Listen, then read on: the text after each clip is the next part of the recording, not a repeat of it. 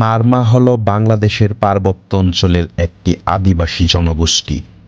বান্দরবন, রাঙামাটি ও খাগড়াছড়িতে তাদের বসবাস। পাহাড়, নদী ও প্রকৃতিকে ঘিরেই গড়ে উঠেছে তাদের জীবনধারা।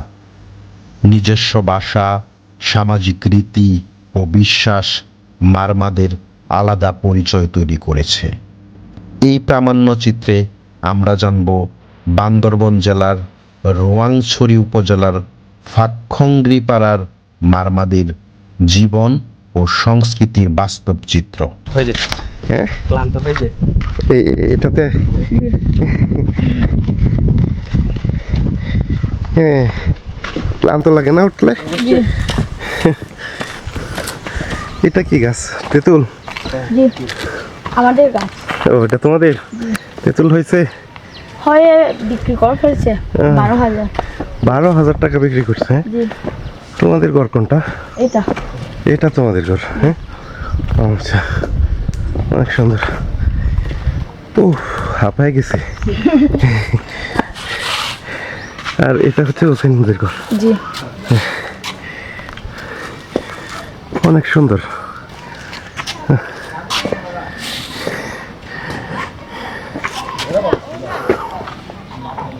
আপনি এমনিতে কি কাজ করেন? কি কাজ করেন আপনি? আমি কিছু কাজ করি না, আমি বসে থাকতে বসে থাকেন আর কি? আমি আচ্ছা, অসুস্থ।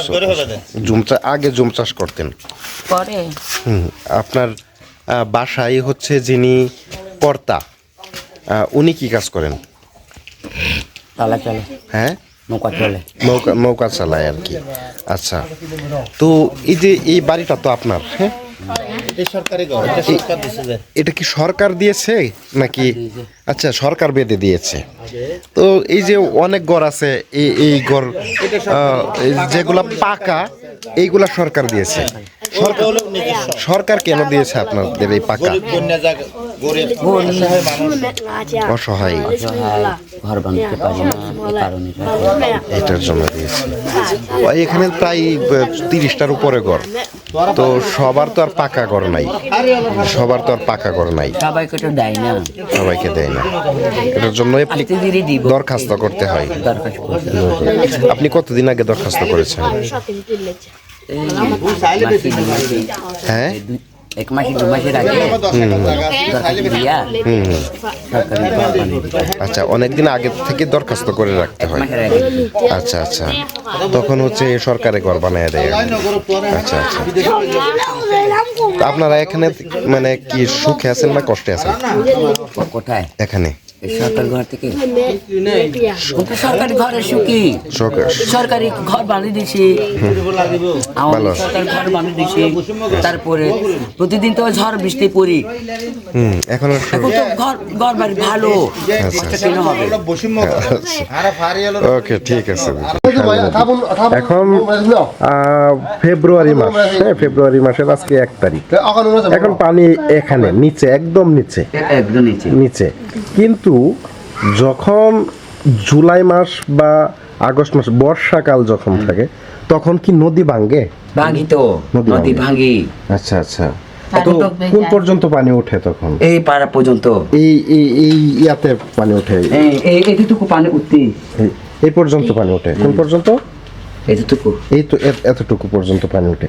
তাহলে তো এই যে এই ঘরগুলা তো ভেঙ্গে পড়ে যাওয়ার একটা সম্ভাবনা আছে না? আছে সম্ভাবনা, ভয়ের কি? হ্যাঁ, একটা ভয়ের বিষয় থাকে না? ভয় বিষয়। এই যে এই ঘরটা তো পাকা দেখছি, এই ঘরটা আপনার? হ্যাঁ। আচ্ছা, এই যে উসাই নদীর যে ঘরটা, এটা তো টোটালি হচ্ছে বাঁশের উপরে, বাঁশ এবং কাঠের উপরে দেখা যাচ্ছে। এই যে মাচান উসেনের ঘর পেছনে দেখো না, ফুল করে পানি যাওয়ার রাস্তা ফুল করে দিছে। আচ্ছা, তাহলে কি বর্ষাকালে কি ভেঙে যাওয়ার সম্ভাবনা আছে? সম্ভাবনা আছে। জুম চাষের একটি গুরুত্বপূর্ণ প্লেস হচ্ছে এটা।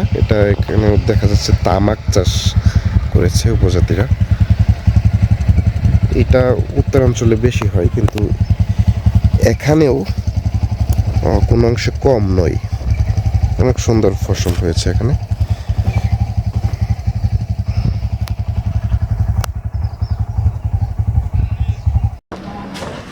কি ছাগল পালছেন আপনি? আচ্ছা, আপনার কয়টা ছাগল? হচ্ছে 5টা মোট, বাচ্চা 2টা আর বড় 3টা আছে মোট 5টা। আচ্ছা, এটা এই যে বাচ্চা 2টা এখানে 3টা। তো এই বাদামের এগুলা, হ্যাঁ, বাদামের পাতা। বাদামের পাতা।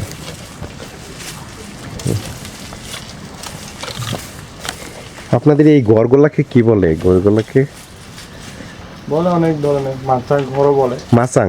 হ্যাঁ আচ্ছা, আপনারা তো মারমা, হ্যাঁ, হ্যাঁ, আমরা মানব। মারমাদের বলে মাচাং, আর অন্যদের তো অন্য। মারমাদের মাচাম বলে না তো, মারমাদের হচ্ছে এটা হচ্ছে, এটাকে বলে ইমা আর এটাকে বলে ক্যামা, রান্নাঘর আর কি ক্যামা এটা হচ্ছে। এটা হচ্ছে থাকার ঘর, কি বলে? হ্যাঁ, এটা হচ্ছে ইমা। ইমা। হ্যাঁ। আচ্ছা, আর এটা হলো রান্নাঘর, রান্নাঘরটাকে কি বলে? এটা হচ্ছে ক্যামা। কিয়ামা। হুম। আচ্ছা, এটা এইগুলা কি? এগুলো হচ্ছে হলুদ। হলুদ মানে কি আদা? না, আদা না, আদা এক ধরনের আর হলুদ এক ধরনের। হ্যাঁ, এটা কি তাহলে হলুদ? হ্যাঁ, এটা হচ্ছে হলুদ। ও, এগুলা কোথায় করছেন? এগুলো আমরা জমিতে করি। ও, এই জুমের জমিতে? হ্যাঁ, জমিতে। হ্যাঁ, ও, এগুলা বিক্রি করবেন কোথায়? এগুলো বিক্রি করবো বান্ধবানে, অথবা এখান থেকে দিয়ে দিই আমরা গরম। এগুলো সিদ্ধ করি প্রথমত, তারপর এগুলো রোদে শুকাই, তারপর বিক্রি করি এখান থেকে। আচ্ছা।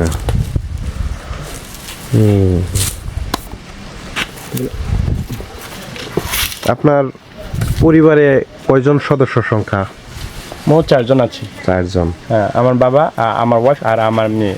আচ্ছা আচ্ছা, আপনার মা তো মারা গেছে। ও,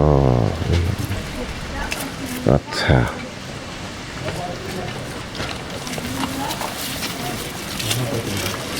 ছাগলের বাচ্চা।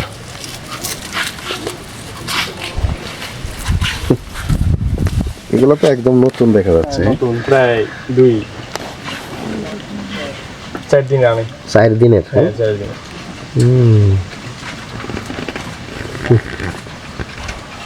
একদম সাঙ্গু নদী, একদম আপনার মানে পারে আপনাদের ঘর। তো মানে বর্ষাকালে কি আপনাদের ভয় থাকে না ভেঙে যাওয়ার? ভেঙে যাওয়া ভয় তো থাকে অবশ্যই, কিন্তু ভাঙে না আর কি। আমরা পিলার বসি অনেক ধরনের, হ্যাঁ, ভেঙে যাই, নিয়ে যাই। আচ্ছা, পিলার অনেক শক্ত, হ্যাঁ? আচ্ছা আচ্ছা, পিলার আছে। পিলার থাকলে একটু ভয়টা কম। হ্যাঁ, ভয়টা কম। তারপর পানি উঠে। পানি উঠে? হ্যাঁ, বর্ষাকাল পানি উঠে। কতটুকু উঠে এখানে? এটা ডুবে যায়। তারপর এটা যেটা রান্নাঘর, এটা ডুবে যায়, কিন্তু এটা ডুবে না, এটা একটু হালকা উপর আছে। আচ্ছা আচ্ছা, তো মানে তখন কই কই থাকেন? পাহাড়ে চলে যাই, বলতে গেলে রাস্তা একটা আছে ওখানে, তারাসা রাস্তা, তারপর ওইদিকে চলে যায় আমরা, অথবা মন্দিরে থাকি।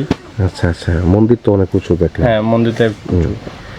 তো সাঙ্গু নদী মানে এখন তো এরকম, কিন্তু ইয়ার সময় আপনার যখন বর্ষাকাল হয় তখন পানি কেমন স্রোত থাকে? পানিটা অনেক বেশি, বর্ষাকালও কিন্তু পানি অনেক বেশি। পানিগুলো এখানে একবারে আসে না। পানি হচ্ছে এখানে একটা ঝিরি আছে, এখন তো পানি থাকে না। এখানে ঝিরি আছে, ঝিরি দিয়ে ঢুকে, তারপর এখানে যখন ঝিরিটা ও পানিটা যখন বেশি হয়ে যায়, বৃষ্টি যখন বেশি পড়ে, তখন ওই ঝিরি থেকে বের হয়, কিন্তু একবারে এখান থেকে উঠে না পানিটা। ও আচ্ছা। মাঝখানে দিয়ে বের হয় পানিগুলো। ও, ওই তো ওদের ঘরটা, ওখানে একটা টলি বসছিল, ওই টলিটা একবারে নিয়ে গেছে পানি। ও, নিয়ে গেছে। হ্যাঁ, ওই যে আপনি যে একটা দেখছেন যে ওই যে বস্তা একটা লাগানো ওখানে, ওটা কিন্তু পানি বের করার জন্য, এটা বের ফেটে গেছে যে আর কি। আচ্ছা আচ্ছা। ওটা ডাট দিয়ে কাটছিল পানি বের করার জন্য, নাহলে ওই ঘরটাও নিয়ে যাবে পানি। ও আচ্ছা, তাহলে তো অনেক রিস্কি এটা। হ্যাঁ। আচ্ছা, এই যে এইখানে যে ইটা দেওয়া আছে, ওই যে দেখেন, এটা কি মানে মেম্বারে করে দিছে আপনাদের, নাকি নিজেদের অর্থায়নে করছে? এটা নিজেদের না, এটা হচ্ছে সরকারের পক্ষ থেকে। সরকারের উন্নয়ন লালিছিল সরকারের মহাশা, এটা সরকার বলতে পারে। হ্যাঁ। আচ্ছা, আপনাদের এখানে যারা আছেন কয়টা ঘর আছেন আপনাদের? প্রায় 33। 33? হ্যাঁ, 33টা পড়ব, অথবা হতে পারে 32, 31, এটুকু। 30 উপরে, 40 হচ্ছে না। হ্যাঁ হ্যাঁ, আচ্ছা। তো সবাই তো একই গোত্রের? একত্রে। একত্রে মানে গোষ্ঠী আপনাদের নাকি? হ্যাঁ, অনেকজন আছে, প্রায় রুমা থেকে চলে আসে 1 2 3 পরিবার। তারপর আর তো হ্যাঁ, সবাই এক গোষ্ঠী। আপনারা এখানে কতদিন ধরে আছেন? আপনার জন্মস্থান কোথায়? এখানে? আমাদের জন্মস্থান হচ্ছে এখানে না, আমার জন্মস্থান হচ্ছে বেতছর হেরবেন পাড়া। আচ্ছা আচ্ছা আর এখানে আমি থাকি, এখানে বসবাস করি আর কি। আচ্ছা আচ্ছা। মানে বিয়ে শাদী কোথায় হ্যাঁ, করছে? বিয়ে শাদী হচ্ছে এখানকার। এখানে করছে? হ্যাঁ, এখানে করছি। আচ্ছা আচ্ছা। তো আচ্ছা, আপনার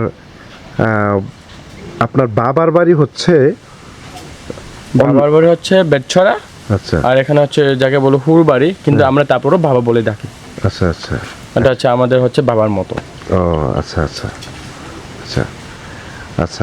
তাহলে মারমাদের মাতৃতান্ত্রিক পরিবার নাকি পিতৃতান্ত্রিক পরিবার বলা হয়? মাতৃতান্ত্রিক পরিবার এটা। মাতৃতান্ত্রিক হ্যাঁ। পরিবার। আচ্ছা আচ্ছা।